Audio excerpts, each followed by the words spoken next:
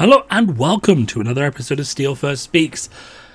It's been a bit of a quiet month. We've been diving into bright lights, doing a lot of drafting and those kind of things, but it is time to talk about another exciting development in the world of Flesh and Blood. That is the Living Legend changes and what that has implemented for the future of the game. Before we dive into that, just a quick note. We mentioned in the last episode, LSS, we noticed on LinkedIn they were hiring some positions. That was a conventions manager for Europe, based in Europe, as well as two creative writers in New Zealand, one tasked with writing and the other one tasked with managing freelancers, coordinating lore and managing that lore library. So if you are a fan of lore and stories, it is, well, as I am, it is very likely that LSS will soon start to have maybe a more aggressive content creation schedule for short stories, maybe a larger library, maybe start hiring some freelancers to do some writing on the side. So that is something just to look forward to. We have also seen their presence at a few conventions in Europe, but I think this is signaling the start of broader convention attendance for LSS, both in terms of themselves and also in terms of working with partners and distributors to demo the game at these conventions that a lot of people go to. So if you are a regular attendee of conventions, I think you can expect to start to see Fab at those more often. Going back to the topic of the day, Living Legend. So we're in quite an interesting place with the Living Legend sort of system. You know, we can go to, where is it? Let's look up the actual list. So if we go to the Living Legend list, we can see, you know, we have now got 6 heroes in the classic constructed Living Legends format.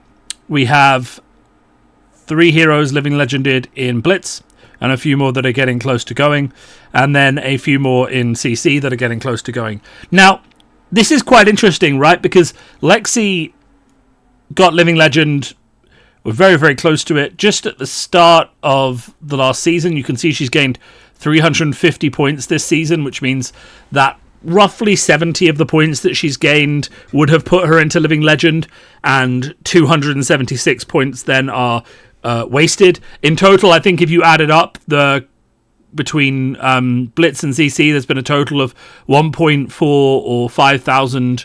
1.4 or 500 different Living Legend points wasted that weren't given to heroes. So the equivalent of 1.5 other heroes Living Legend have been absorbed by these heroes getting Living Legend and then still being legal for a season. So we saw Bravo gaining an additional 600 points almost, Briar getting an additional 158, and then Lexi getting an additional 276 points, as well as others.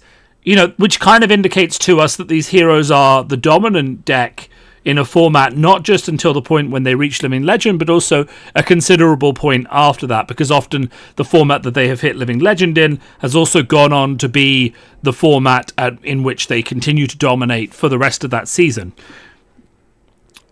That's interesting, something to bear in mind as we read through the changes. The other thing to note, just Dromai has gained 328 Living Legend points in the past season. So she went from being at a very, very safe 200 points to being 568 points. Okay? And I want you to keep that in mind as well. Now, we've also got people like Dash who've just been slowly gaining some points forever. But if Dash has one season like Dromai, she's Living Legend. And then we have Icelander, who was getting very close to Living Legend, but then kind of fell off a cliff. And hasn't really been able to gain those points. So she has gained 88, but hasn't really been able to put points on the board. What we're kind of seeing here, which is interesting, and I kind of want to flag, is that there's two kind of narratives, right? There's a narrative where a hero hits Living Legend early in a season and then continues to take points away from other heroes that could also hit Living Legend. And then there's the narrative where a hero doesn't really get a lot of points, and then suddenly they're dominant in one meta, and they basically race across the finish line to Living Legend. So we kind of saw that with Lexi, who was kind of down at the 400s, and then suddenly she was very good, and then she raced across the finish line. We saw that with Stavro when he came out and was just one of the best decks in the format, where he just sprinted across the finish line in 3 months. And really that is kind of the pattern that seems to repeat itself with Living Legend again and again, which is a hero is not good, maybe accrues some wins like Azalea, Azuri down here maybe gets up to 200 points like Rhinar and Bolton. Then they receive a certain amount of support, or the meta comes in a certain way, or another hero living legends. And there's kind of a cascade effect where there's enough points going around that hero can go from effectively... I'll use the word safe, and we'll talk about why I use the word safe later. Safe position into Living Legend very, very quickly. And this is something that seems like it is going to accelerate. So the notice we have here is that Living Legend points are increasing. So, they're not increasing across the board. There's not a lot of changes at the high end of the competitive scene. We're seeing a doubling of skirmish points, which will affect Blitz quite heavily. We're seeing a massive increase at PTI events, a large increase at Battle Hardens and National Championships. There are a lot of Battle Hardens and Nats, so this will actually have quite a lot of effect. And remember that all callings have a Battle Hardened. There's lots of PTIs happening at Nats and things like that. So these will have quite a large effect. And then the Worlds being offered 300 points. Last year's Worlds, as it says in this note, was 300 points. So this is kind of just reflecting that as well, just making it more official. So really we're seeing a lot more points available, especially on the skirmish level, for heroes, at smaller events in sort of local areas and local regions. What does that mean? That means that LSS wants to accelerate the rate that heroes are getting Living Legend points, right? These changes are intended, you can see it here, intended to see the highest performing heroes move more quickly towards Living Legend status. Okay? So, this is interesting. This is very interesting because what that tells us is, I'm talking about this ramp where a hero is mid and then really good and then goes very quickly. What this tells us is that LSS is actually quite happy with that process. So they're very happy with the idea that a hero will kind of just be meandering along, have a good season, and then retire for a while. Okay, and they do make the step to reassure people that it's just the hero and the signature weapon that is rotating, and that there will either be an immediate hero that takes its place, or in the future a new hero will take that place, right? And that is quite interesting, just this race across the finish line idea, and whether people are kind of happy with that idea, I think, is a very big question. We've had this kind of narrative before in Flesh and Blood, and I think that, I speculated about half a year ago that we'd started to see a change where it wasn't about picking a specific character or hero anymore, but it was coming to be more about picking a class or two classes and saying, I'm going to play this class, and then playing whatever talents or hero is legal within that class that matches your playstyle. And then for people who have more money, it's about just picking playstyles and picking up the classes that match that playstyle, and making sure you always have a class that matches your playstyle that is legal. And I think that we firmly moved into that idea being confirmed, because one of the things that's been said earlier this year and is reiterated in this article is that they plan on adding 15 plus new heroes to the game in 2024. Now, I imagine that might just be 2 6-hero draft sets, and then one other draft set, but I could also easily see it being, 4-hero draft set, 4-hero draft set, 6-hero draft set, and then maybe some UPF heroes, some Blitz-only young heroes, a full mix. I think we could easily get up to 20, say, new heroes, but I think when they're saying 15 plus new heroes, for me that kind of gives the impression those are new heroes that will be legal in all competitive formats of the game, so maybe CC as well. So 15 new heroes in CC. Now, if we think about... Well, let's just take that as an idea, right? If we think about the number of heroes that are currently legal in Classic Constructed... Well, we don't need to go there. We can go to Living Legend. We can think, how many heroes are currently legal in the game? There are 21 heroes currently legal in the game, with, we'll say, 3 maybe on the cusp of Living Legend at this point. That means that if they print another 15 heroes, assuming they're all legal in CC, there will be 33 legal heroes in the game, each representing probably its own faction, assuming they're all talented, or they have different niches, or they operate on different cards. This is quite interesting, because I have always been in favor of a large breadth of heroes that are playable, but it does present challenges for playtesting, balance. How do you actively playtest? I mean, if Brian ever watches this, he can tell me, how do you actively playtest a game where there's 33 sub-factions that are potentially playable in different decks with different cards, right? That seems to me to be an insurmountable challenge. And maybe it is that you're just testing the latest decks that you're building, and you're trusting the Living Legend system will retire things that are above the power curve. I mean, or you can actively balance them. But it seems to me that is quite a large burden to take on, this idea of balancing 33 new heroes. But then we have this question of, if we add, 33 heroes into the meta, how many of them rotate and how quickly do they rotate? So currently we've kind of talked about this idea that we've had, 6 heroes Living Legend, but actually, if you think about it, this year we've had 2 go quite rapidly. That's Briar and Lexi. And obviously, other heroes have gone, and we've had Icelander and Dromai get a lot of points. So if we think maybe next year we could see this number replicated again, so we see 6 new heroes Living Legend, Dromai will probably go, Icelander will probably go, Original Dash will probably go, Viserai maybe, we could even see Briar or one of the ninjas going. It's really hard to say because you don't know what's going to get printed and what's going to be good into what's printed, right? But my point is, we'll see maybe 6 of these heroes gone, so there'll be 12 heroes in the Living Legend format, bringing that properly to life, and then we'll still be left with quick maths, with maybe 30 legal heroes in CC, maybe 25, right, depending on how many actual CC heroes they print. So if we're in a situation we've got 30 legal heroes in CC, that means that ideally there's going to be a diverse meta. Will that create problems for players testing for events? Potentially, right? Genuinely, potentially. One of the things that I think Flesh and Blood has come to a crossroads in, which I find kind of interesting, is, and it's kind of already said it, but I want to iterate it a bit more sort of fleshed out, is that Flesh and Blood has, I would say, up until this year, been a hero personality focused game. What do I mean by that? I mean, I pick my favorite hero based on art, lore, feeling, vibe, playstyle, and I play that hero. Now, you'll have some people who chase the meta hero.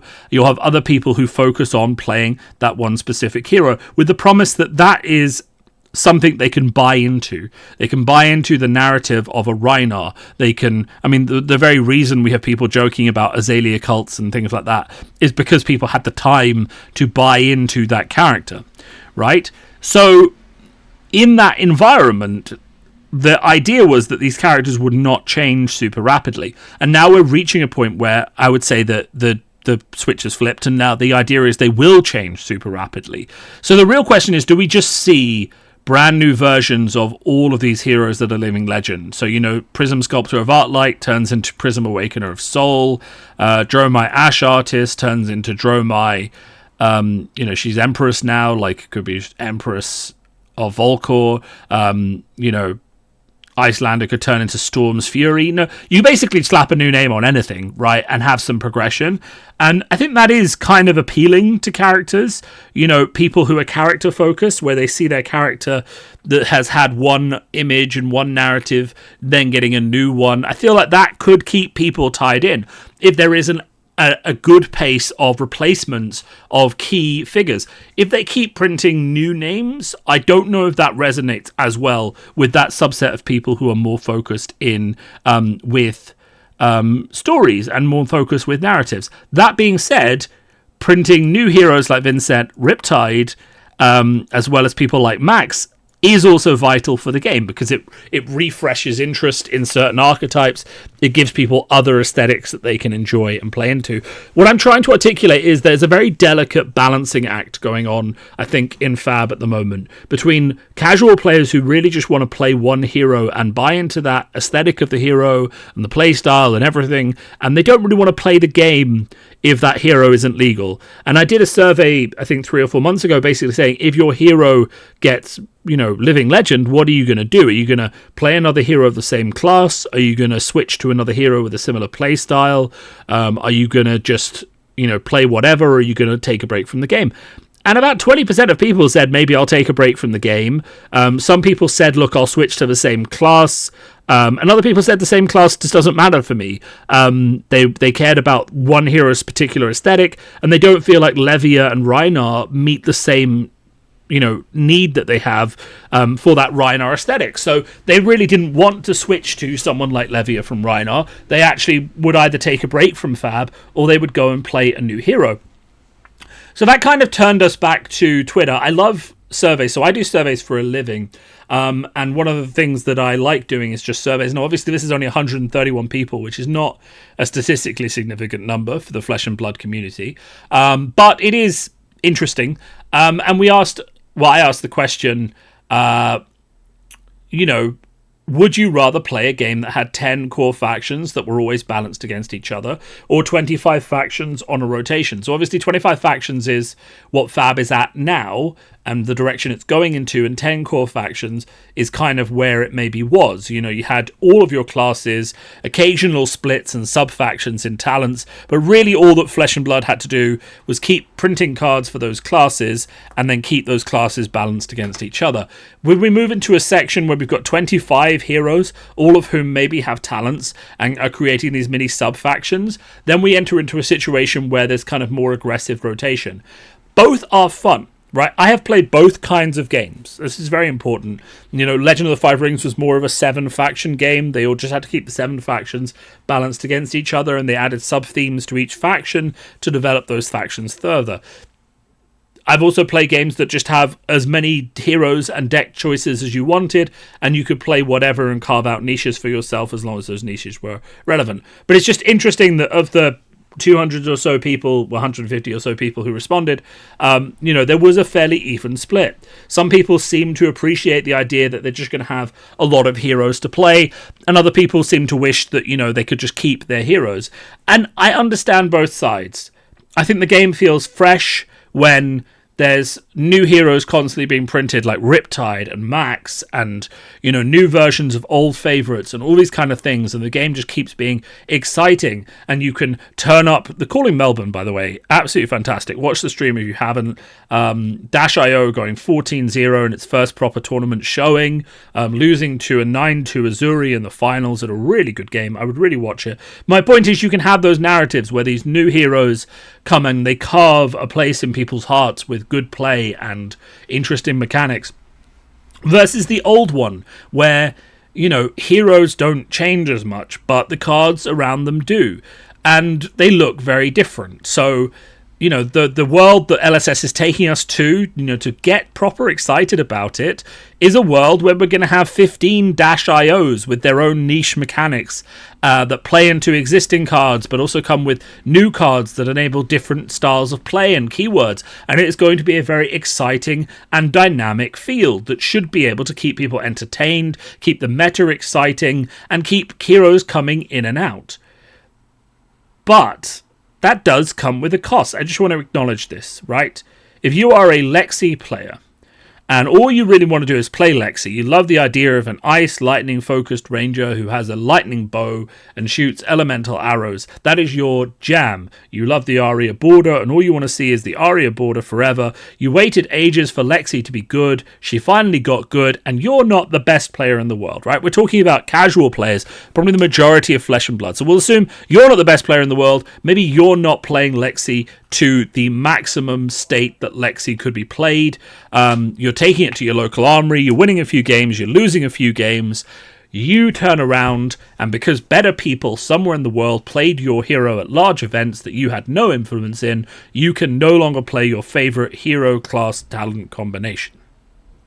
Now, it's fair enough to just say tough shit, right? That's how card games go. Sorry, there has to be something that rotates cards. There has to be something that balances the game. And that has to operate in a competitive game at keeping the game competitive at the top level, right? But it still will feel bad. And it feels especially bad when you, as a Lexi player, who's not pushing for the top of Worlds or anything like that, looks at your hero and says, what about Lexi is imbalanced? What about my hero card is imbalanced.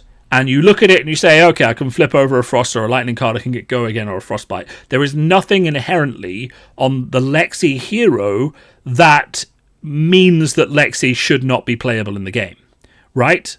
Just on the hero itself. There are some heroes, I think, there are some heroes, I think, where, we see with Old Briar and with Oldhim, well, not with Oldhim, that was just Crown of Seeds, but Stavro, probably, where the hero ability itself is good enough to warrant their retiring. But then you've got heroes like Lexi, I'd argue Chain, definitely hero ability way too strong. So a lot of the heroes that have Living Legend have done so, based on their hero ability. But I would say someone like Lexi is probably the first instance where the hero ability itself, not one of the reasons for Living Legend. I would say the hero ability kind of mid. And that kind of raised this question in your mind where if Lexi, the hero herself, isn't the problem, and if we name a list of 3 or 4 cards, 3 of a kind, Rain Razors, Voltaire, for example, Codex of Frailty, these 4 cards are the cards that make Lexi Living Legend, and these are the 4 cards that make Lexi unplayable. Would you rather that Lexi gets Living Legend, or would you rather that Lexi just returns down to here, power level wise? As a Lexi main, as someone who just wants to play Lexi, would you rather you still had your hero card legal, and you could still play the game, and that just 4 cards were banned? Or would you rather that your whole hero was unplayable until the next version? Now, the next time Lexi comes out, it could be very, very exciting, right? I'm just saying that if you think about this from a casual player's perspective who did nothing to earn points on this board, are you happy that you're going to get another Lexi at some point in the future? Are you excited that you can't play your collection anymore? Or are you sitting there looking at your hero and saying, why can't you just take Voltaire away? Why can't you just take 3 of a kind away? Why do I have to give up my whole thing? Lexi with Shiver and, no 3 of a kind is balanced, I guess. I don't know. But that's a question I think a lot of people are asking. Now, I think the way we're going is a better way. I think there is a lot more fun to be found in more heroes being printed, a bigger stable of rotational heroes, and new exciting abilities coming out, and hero abilities that properly use the cards. Because a game where the hero abilities are generic and never rotate out is a lot less exciting when it comes to hero cards. You end up with a lot more generic abilities on heroes. You don't end up with Dash IO, who plays into certain types of items and can play them off the top because they're all got crank. You end up with more abilities, I guess, like Lexi, where it's just, if it's an ice card, it does this. If it's generic abilities with low power levels, where the power level comes from the cards. And that is a different kind of game, and I think less exciting, right? So there are very good reasons why we're going in the direction we're going, but I just want to flag this as A, an option, and B, something just to kind of think about when we're thinking about the Living Legend system and this increased speed of rotation. Because when Lexi steps away, is it so obvious that the Lexi players are going to go and play Azalea? She doesn't play the same. She has a different feel. Or are those Lexi players going to look at all of their cards that they've accumulated, the New Horizons that were worth, $200 at one point? All of those legendaries that they can't play anymore, really, in another deck. And are they going to say, cool, that's great, my casual, thing has ended, I need to buy into a new hero? Or are they going to pause from the game until Lexi comes back, right? I don't know the answer to that question, but I think that's a very valid question to ask at this point. And, if you are in a situation and you have a local store and you have someone who's a casual player and Lexi's just Living Legend and they're saying, what the hell do? I have some advice for you. Let them play Lexi. If people complain, agree with them that they can't play 1 or 2 power cards, house rule a small ban or something to make people feel less contentious about it. But don't turn around and say to that person, hey, you can't play Lexi, because there's one other thing that I've kind of kept in the back until now, but I'll bring out as the last point of the episode, one of the biggest changes that happened in this list is this statement here.